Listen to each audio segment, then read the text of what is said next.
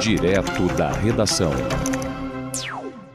Nós temos uma geração de pessoas com transtorno do espectro autista.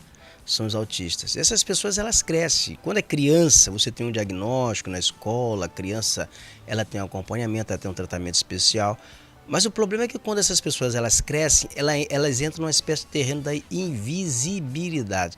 São pessoas muito talentosas, pessoas focadas, pessoas que conseguem ter muito boa produtividade, desde que respeitada as suas peculiaridades, mas no mercado de trabalho essas pessoas elas estão excluídas, elas não conseguem acesso.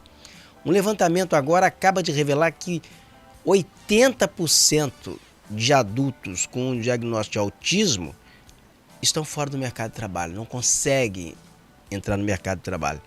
Você vai conferir os detalhes na reportagem de Tiago Bittencourt. Aline é autista, assim como o filho. Ela virou escritora e ele virou o personagem do livro que ela escreveu quando conseguiu adaptar suas habilidades dentro do Detran DF, onde trabalha. Aline encontrou apoio na mudança de setor e na comunicação clara de sua chefia. A forma como ele traz o conteúdo para eu desenvolver, né? Então, eu sou da criação e hoje eu posso estar trabalhando no núcleo que é de criação, que cria os programas educativos. Então, só o fato de eu estar na área que eu tenho o meu hiperfoco e meu desempenho máximo, por si só já traz uma adaptação. Aline é uma das palestrantes do primeiro Fórum da Empregabilidade para o Jovem e o Adulto Autista. A alta taxa de desemprego desse público, entre 78% e 85%, é um dos principais motivadores do encontro. Nós temos muito olhar para a criança autista, né? E quando ele cresce, o que acontece com o autista? Parece que ele desaparece. E na verdade ele não desaparece, 80% dos autistas estão desempregados. Para reverter esse quadro, é fundamental que as empresas e órgãos públicos promovam a acessibilidade. Em empresas que investem nesse preparo, a taxa de retenção desses profissionais chega a mais de 90% após um ano.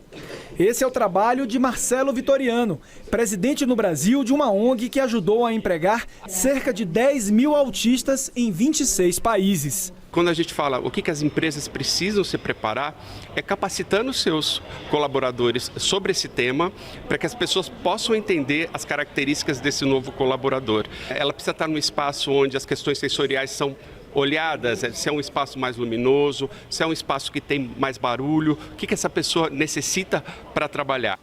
Realmente, agora são pessoas que precisam, tem pessoas que elas têm, por exemplo, dificuldade com barulho, então elas têm que ter um fonezinho especial, tudo certinho.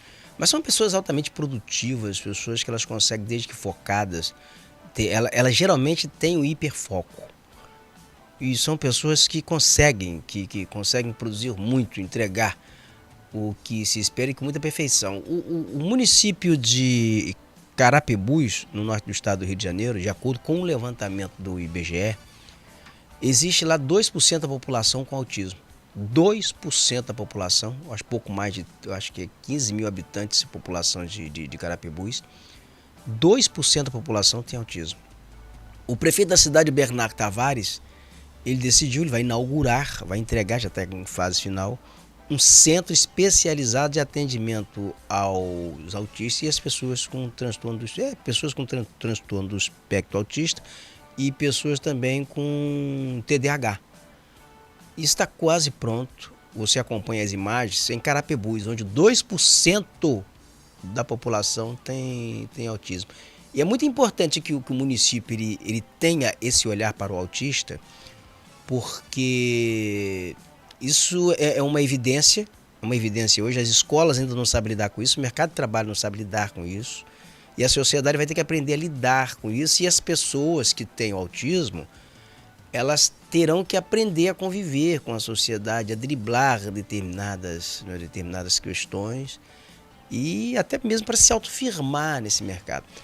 E o Bernardo Tavares, ele fez um negócio que eu achei muito interessante. O nome do centro é o nome de uma criança com autismo que foi adotada e foi assassinada. Ela foi morta pela mãe adotiva, essa criança. Isso foi um caso que chocou muito a cidade, chocou o Brasil, né? O menino ele tinha autismo, o menino foi foi espancado, depois descobriu-se que na verdade foi um assassinato. Então aí o nome desse centro vai ser em homenagem a essa criança com autismo. Eu vou até me aprofundar mais nisso, eu vou depois conversar com o Bernardo para saber essa história certinha e saber quem foi essa criança, porque eu me lembro desse fato, né? Eu me lembro do fato, mas é tanta notícia que a gente dá diariamente que a gente não se ateve muito bem, não se ateve muita informação em termos de memória, né?